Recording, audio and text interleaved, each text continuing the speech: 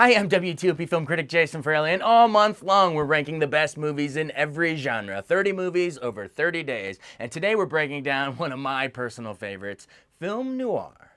Now, I know some of you are thinking, how does film noir differ from maybe crime or even mystery, thrillers in some cases? Well, really all is about the style. So yes, the story elements, some of them might be, plot elements might be the same, but we're talking about the style here. That's what became film noir. So we're talking a lot of the shadows and half-lit faces, means they're a dual personality, mirror doubles. We get a lot of Dutch angles, meaning like an off-kilter shot.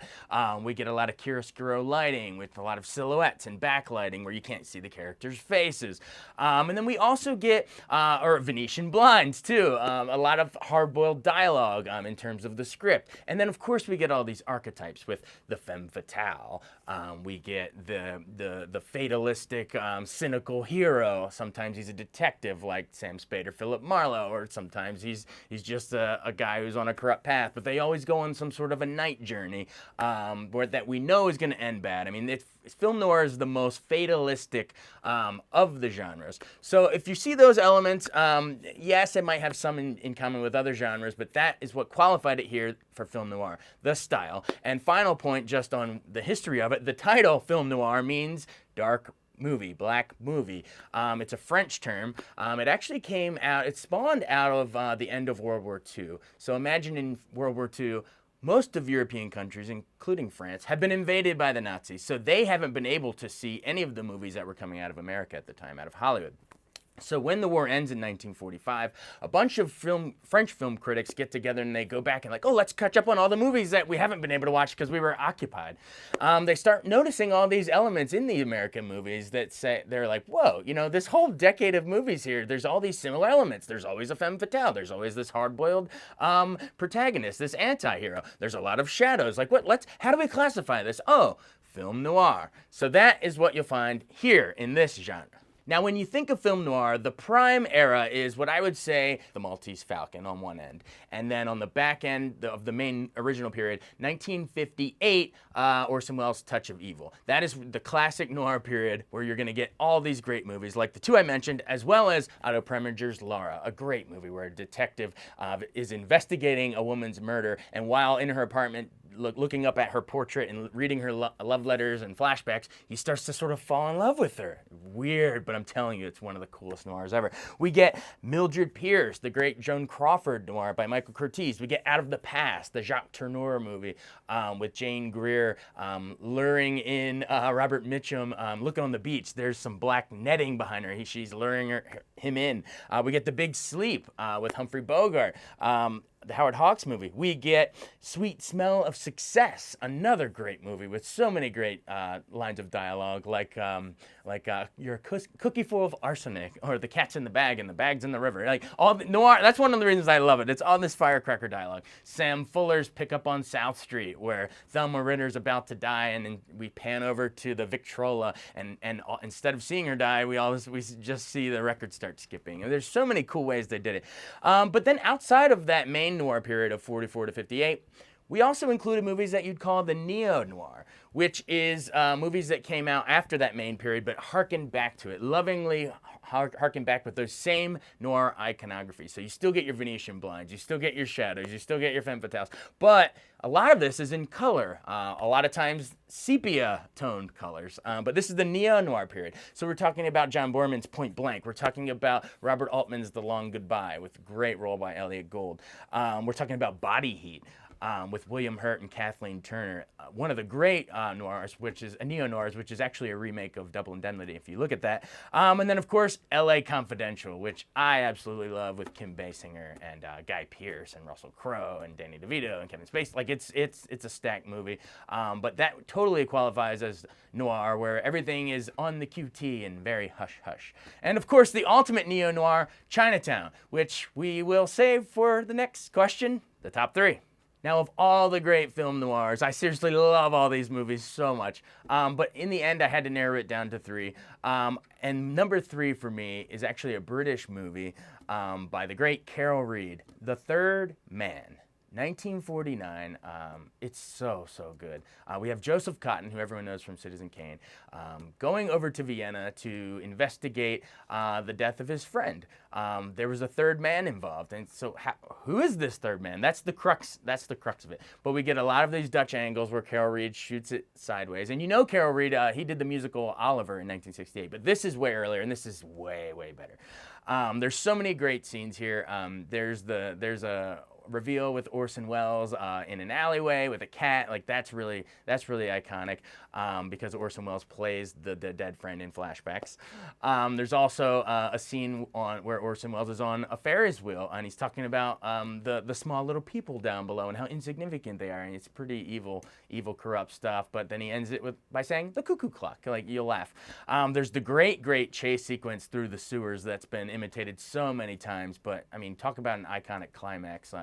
Even though it's from 1949, I promise you, with that black and white cinematography and him running through there, and that like zither score, that dun dun dun dun dun, come on, the third band's so awesome and so influential that last shot where the woman's walking towards Joseph Cotten. Actually, I'll go towards you. She's walking towards him, and you think she's gonna literally walk right into the camera, and then she veers off at the last second. That was recreated by Scorsese at the end of The Departed. So I'm telling you, watch The Third Man. It is so amazing. Number 2, I put. Maybe you could have easily put this at number 1. It's the one that I show my students at AU in the classes I teach whenever I'm doing the noir segment, because I think it encapsulates everything. I think it's the perfect film noir from the noir era. Double Indemnity. Billy Wilder's 1944 masterpiece. This movie contains everything. You have the cynical hero, in this case an insurance salesman, Walter Neff, played by Fred McMurray. Later it would be in TV's My Three Sons. And then the ultimate femme fatale of all time, Barbara Stanwyck, as the woman who wants to off her husband. The insurance salesman thinks that he knows all of the tricks because, you know, he's going to get him to take out a life insurance policy. And then if he dies in a rare way, like falling off a train, they get a double indemnity clause, which is double the money. But they think, and it's so typical of noir, they think that they can outsmart the game so much because they have it all figured out. But of course, you never can. Don't tempt the fates. That is the key of film noir. Barton Keyes, the insurance claims adjuster, played by a never better Edward G. Robinson. Something about his little man inside of him tells that something's up with this, and he investigates, and of course, the two lovers, they just can't get away with it. It's so good. The dialogue is so good, and he says, just typical of noir, he says, I did it for the money, and I did it for the woman. I didn't get the money, and I didn't get the woman. But then, as much as I love Double Indemnity, my number 1, I gave the edge to a neo-noir movie, which I just think is the perfect script. I think it's the best script ever written, with the exception of maybe Casablanca, which we'll get to in romances. But in terms of a noir or even a mystery or any sort of that genre, Chinatown is the best script. Robert Towne's script is so good, the way that it unravels. It's a tough pick, like we discussed with Kevin Spacey or Woody Allen, or I mean, this again we have The Man Who Shall Not Be Named, Roman Polanski. I included it because again it's a collaborative medium, and it was before the allegation, or not even allegations, the conviction of what he did. So I was able to slide it in here. Conflicted as always, but again, it's so well done. I didn't want to take away from Robert Towne's script. Like literally, if you're trying to sit out and write a screenplay of how to start in one place and unravel it and get to somewhere else, as deep and dark as that secret ultimately is when Jack Nicholson finally unveils it. But if you're looking at screenplay structure and even dialogue and how you get from point A to point B, or actually in this case, start at point B, knowing what it is, but you know, layer it up, and then so that when you start your script, people have no idea where it's heading, and then you just yank the rub out of them. Chinatown, it's so good. The Jerry Goldsmith score, that jazz score, gives me goosebumps every time. The cinematography is amazing. The direction is amazing too. Just the way that there's so much foreshadowing and symbolic visual imagery in terms of look at the there's Jack Nicholson finds a clue that is a pair of eyeglasses and one of the lenses is smashed. Note Faye Dunaway also has a flaw in that same iris, and then look what happens in Faye Dunaway's eyeball in the very end. It all ties together, and that's just one of many things you'll see. That there's a car horn that factors very strongly into the depressing finale.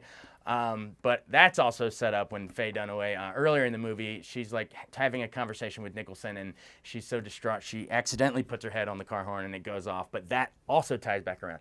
As someone who really enjoys the idea of that the director is in control of the world and knows the ending and is putting the breadcrumbs back in, I promise you need to watch it more than one time. You'll think it's really well done mystery noir the first time you watch it, but only until you know the ending can you truly appreciate how it's all there the entire time. And that's why I elevate it.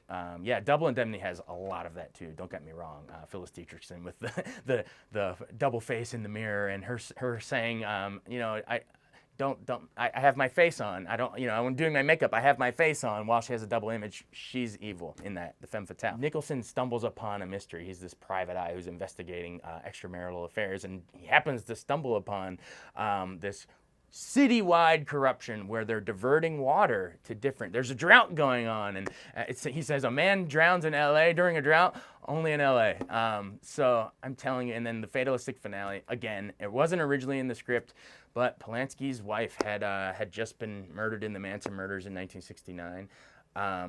If you want, you could tie that back to. You know, it's a weird, maybe in a weird way, he was cursed after Rosemary's Baby about the doomed pregnancy. And then he himself went off and did some horrible crap after that too. So again, it's a messy history. It's a messy history. But in terms of filmmaking craft, Chinatown, I'm telling you, it is so well done. Definitely dark and disturbing. Get ready, because there's a reason Nicholson doesn't want to go back to Chinatown. And they said, forget it, Jake, it's Chinatown. He's doomed. But to me, right up with Double Indemnity, Chinatown defines film noir. The best film noir of all time, Chinatown.